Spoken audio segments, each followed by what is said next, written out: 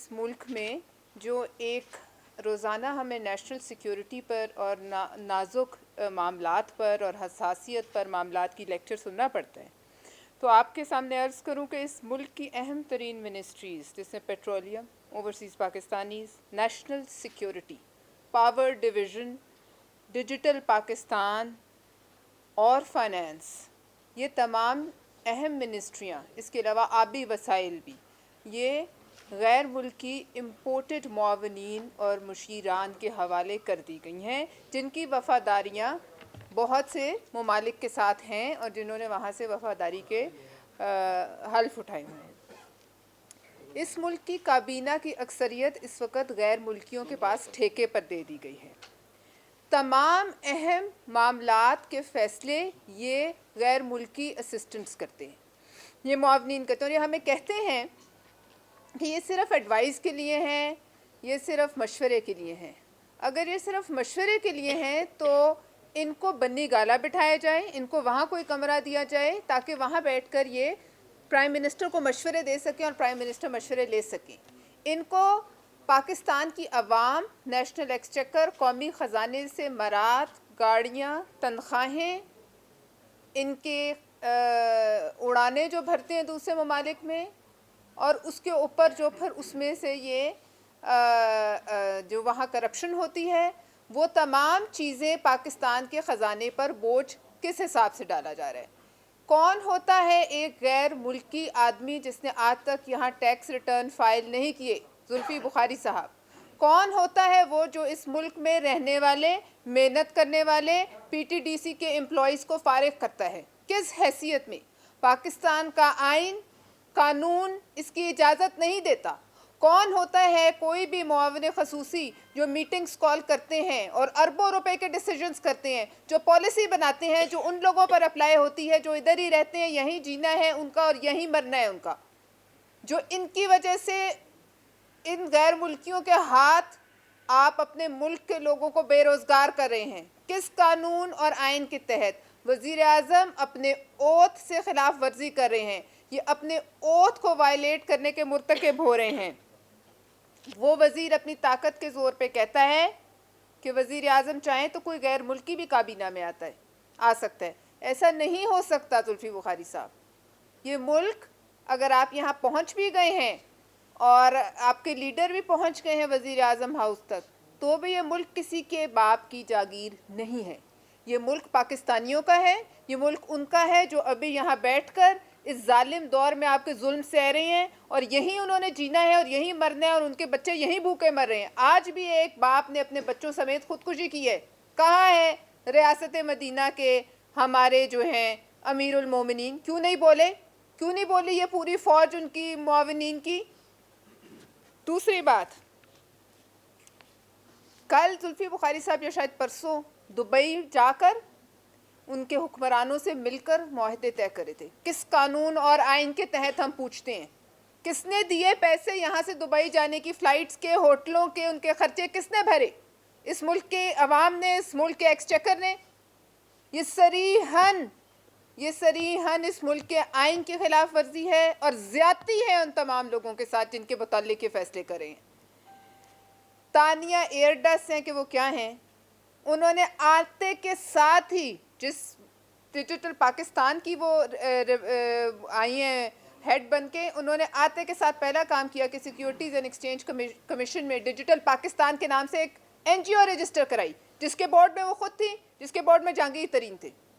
مجھے بتائیے یہ کیسا فراڈ ہے کہ کہاں سے پیسہ آپ نے کھانا ہے؟ اس پر بات کریں تو پھر آپ دھمکیاں دلاتے ہیں، اس پر بات کریں تو آپ ہمیں قومی حساس معاملات اور قومی سلامتی کا درس دیتے ہیں۔ کیا ڈیجیٹلائز ہو رہا ہے پاکستان میں؟ ہم جاننا چاہتے ہیں، جو کہ غیر ملکی کے ہاتھ میں۔ کون سا میرا، آپ کا کون سا ڈیٹا ہے جو یہ ڈیجیٹلائز کر رہے ہیں؟ ہمیں جواب چاہیے۔ تیسری بات، آدھے درجن سے زیادہ دفعہ بھاشا ڈیم کا افتتاح ہو چکا، پھر یہ بے وقوف بنانے کے لیے قوم کو وہاں پہنچ گئے، اور کس کے ہاتھ میں ہے آبی وسائل؟ ایک امریکن نیشنل وزیر کے ہاتھ میں۔ ان کو شاباش دی جاتی ہے، میں نے آپ کے ذرائع سے سنا، ان کو بلا کر کابینہ میں شاباش دی جاتی ہے کہ شاباش تم بڑا اچھا کام کرو. یہ نہیں پوچھا جاتا کہ تم امریکن نیشنل تھے, تم نے کس طریقے سے الیکشن کمیشن میں جھوٹے کاغذ جمع کرا کے یہاں سے الیکشن لڑا. یہ نہیں پوچھا جاتا. ملک کے آبی وسائل ایک امریکی نیشنل کے ہاتھ میں ہیں. پھر میں آپ سے یہ پوچھوں گی, آپ کے وزیر فائنانس, ہمارے زمانے میں ہم نے انہیں سینیٹر بنوایا, ان کا ایک ایک اثاثہ ہم نے جو ہے آئین اور قانون کے مطابق الیکشن کمیشن میں جمع کروایا. آپ کے زمانے میں پتہ چلتا ہے کہ ان کے بینک اکاؤنٹ میں 25,000 روپیہ پڑا ہوئے, اور وہ اربوں خربوں کے فیصلے کر رہے ہیں میرے اور آپ کے اور ہماری تقدیروں کے. ہمیں یہ پتہ چلتا ہے کہ اس ملک کے معاونین خصوصی کے 75% اثاثے باہر ہیں, 25% سے بھی کم ان کے جو یہاں ہیں موروثی اثاثے ہیں, جو تھوڑا بہت پیسہ ان کا بینکوں میں پڑا ہے. بتائیے کیوں, کس قانون کے تحت؟ وہ ہمیں بھاشن دیتے ہیں آپ ٹیکس دیجئے, خود وہ ٹیکس یہاں فائلر ہیں ہی نہیں. کیسا مذاق ہے. ڈاکٹر حفیظ شیخ نیو سلک روڈ نامی ایک کمپنی میں پارٹنر ہیں, جس میں باقی پارٹنرز کون ہیں آپ کو پتا ہوگا, انڈینز. ہم کرتے, خدا نہ خواستہ یہ کہیں نظر آتا کسی کمپنی میں غلطی سے بھی کوئی جینیٹر بھی نکل آتا انڈین, تو ابھی ہم ڈی چوک پہ الٹے ٹنگے ہوتے کسی کھمبے کے ساتھ. آپ کریں تو آپ ٹھیک کرتے ہیں, آپ کریں تو سب کچھ حلال. پھر ہمیں کہا جاتا ہے کہ آپ قومی سلامتی نہیں سمجھتے. آپ سے سوال ہے کہ ایک آپ کو یاد ہوگا پکار فنڈز میں 13 ارب روپے جمع ہوئے تھے 500 گھر بنانے کے لیے سیلاب زدگان کے. کہاں گئے؟ ایک گھر دکھاتے ہیں آپ ہمیں؟ کس کو دیے پیسے, کس کو راشن دیا, کچھ آڈٹ ہوا؟ 13 ارب.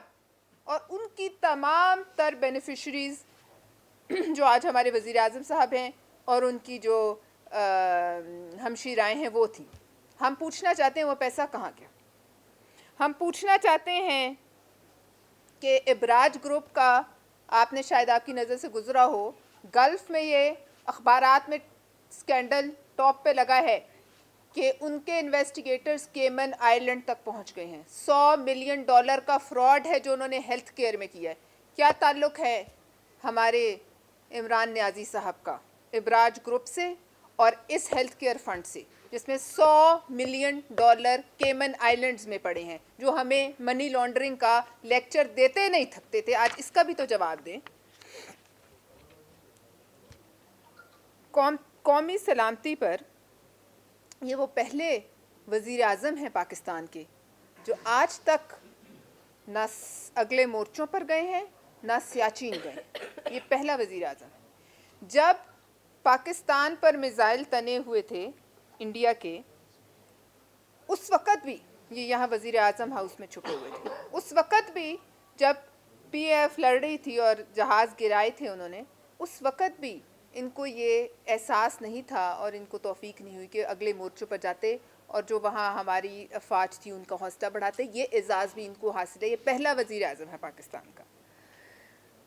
کلبھوشن کے بارے میں بھی میں نے ایک تقریر دیکھی آپ کی قومی اسمبلی میں, اور وہ تقریر کون کر رہے تھے؟ 10 منٹ پہلے تک وزیر نہیں تھے. 10 منٹ پہلے تک وہ وزیر نہیں تھے. اس سے 10 منٹ پہلے آپ کی اسکرینز پر ہم نے انہیں اوتھ اٹھاتے دیکھا, اور اس کے بعد سیدھا وہ آئے اور کہا میں یہاں ہوں, میں حاضر ہوں آپ کے سوالات کا جواب دینے کو. بھائی کس حیثیت سے حاضر ہو؟ 10 منٹ پہلے تو تم وزیر نہیں تھے, تم کیا کر رہے ہو؟ اچھا جی, آرڈیننس کی تشریح کر رہے تھے, ہمیں بتا رہے تھے. ہم یہ جاننا چاہتے ہیں کہ یہ جو قومی سلامتی کے معاملات ہیں, یہ شخص آپ کا مجرم نہیں ہے, یہ شخص پورے پاکستان کا مجرم ہے, بلوچستان کا مجرم ہے, ہر اس شخص کا مجرم ہے جس کے ہاتھ پہ اس کا خون ہے. آپ کیسے اکیلے میں چھپ چھپ کے اس کے فیصلے کرتے ہیں؟ پھر آپ آ کے ہمیں بتاتے ہیں کہ آرڈیننس کو لے کرنے سے پہلے اس کو پارلیمنٹ میں ڈسکس نہیں ہونا. کس نے اجازت دی؟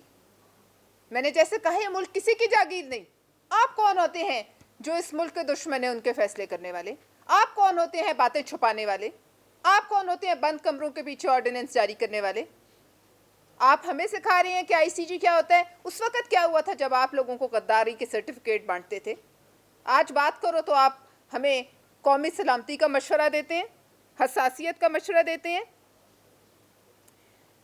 اور کل ایک وزیر نامراد ہمیں سکھا رہے تھے کہ اور پوچھ رہے تھے ریمنڈ ڈیوس کہاں گیا. ہم انہیں چیلنج کرتے ہیں, اگر ان میں اتنی مرد مجاہد ہے جتنے وہ چلاتے ہیں, اور اتنے ہی بڑے وہ پاکستانی ہیں، سچے ہیں، تو آئیں ایک GIT بناتے ہیں، پتہ چلاتے ہیں کہ کون تھا جس نے چاکلیٹ پہنچائے جیلوں میں، کون تھا جو پل پل کی رپورٹنگ کر رہا تھا. آپ کو چیلنج کرتے ہیں، ہم بھی یہاں ہیں، آپ بھی یہاں ہیں، آپ بنائیں GIT، آپ ہمت اور حوصلہ رکھتے ہیں اور لائیں قوم کے سامنے حقائق لائیں. بیٹھ کر ٹی وی اسکرینوں کے پیچھے ویڈیو بیان بنا دینے جہاں کوئی آپ سے سوال نہیں کر سکتا، چلا چلا کے الزامات لگا دینے، آج سب الزامات آپ کے سامنے ہیں. ہم اب پاکستان پیپلز پارٹی یہ ڈیمانڈ کرتی ہے کہ ایک GIT بنائی جائے ایک اعلیٰ ترین سپریم کورٹ کے جج کے نیچے، جو بتائے کہ یہ امپورٹڈ معاونین کہاں سے آئے، کیوں ان منسٹری سے بیٹھے، ان کے تانے بانے کس کس ملک سے جڑتے ہیں. ہم جاننا چاہتے ہیں قومی سلامتی کے مشیر یا معاون کا عہدہ ایسے شخص کے پاس کیسے ہو سکتا ہے جس کی لائلٹیز، جس کی وفاداریاں جو ہیں وہ ڈیوائیڈڈ ہوں. کیسے ہو سکتا ہے؟ آج سے پہلے ہوا ہے؟ کس طرح ہو سکتا ہے؟ اور نیب پر آخری بات، اس ملک میں ایک تاریخی ججمنٹ ہے، لینڈ مارک، جو میں سمجھتی ہوں آنے والے وقتوں میں یہ کورٹ ہوگی. نیب اور نیازی کا گٹھ جوڑ سپریم کورٹ نے روز روشن کی طرح عیاں کر کے ان کے منہ پر، حکومت کے منہ پر کالک پوتی گئی ہے. حکومت نے اس نیب کو جس طریقے سے استعمال کیا سو کیا. میں یہ پوچھنا چاہتی ہوں کہ آپ کو یاد ہوگا کہ اس نیب کی کسٹڈی میں لوگوں کی جان بھی گئی ہے. ایک پروفیسر صاحب تھے جن کو مرنے کے بعد ہتھکڑی لگائی گئی.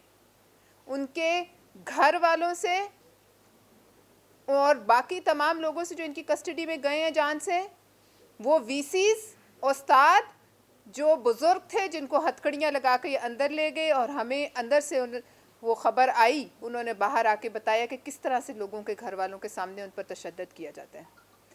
ان تمام افراد کی جو کہ جان سے گئے، ان کی FIR کس کے نام پہ کٹنی چاہیے؟ ہم یہ سوال کرتے ہیں ریاست مدینہ والوں سے.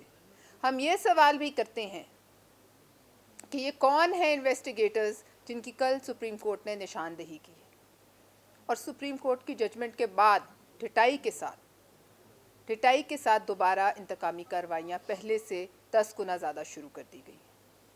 لہٰذا ہمارے کہنے پر یہ GIT جو ہم ڈیمانڈ کرتے ہیں آن یہ معاونین خصوصی پر اور ان کے وزیر اعظم سے تعلقات پر اور ان سب کے باہر کی طاقتوں سے تعلقات پر، یہ ہمیں بتایا جائے.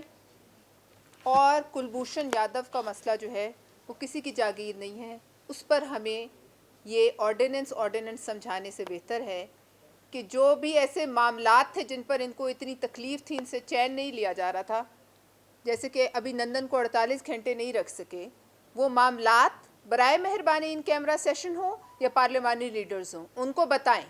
ایسے کسی آرڈیننس کی بھی پاکستان پیپلز پارٹی مخالفت کرے گی. پاکستان پیپلز پارٹی سمجھتی ہے کہ پورے ملک کا مجرم ہے، کسی کا حق نہیں کہ اس کو یک طرفہ معافی دے کر اس کے لیے نکلنے کے راستے ہموار کریں.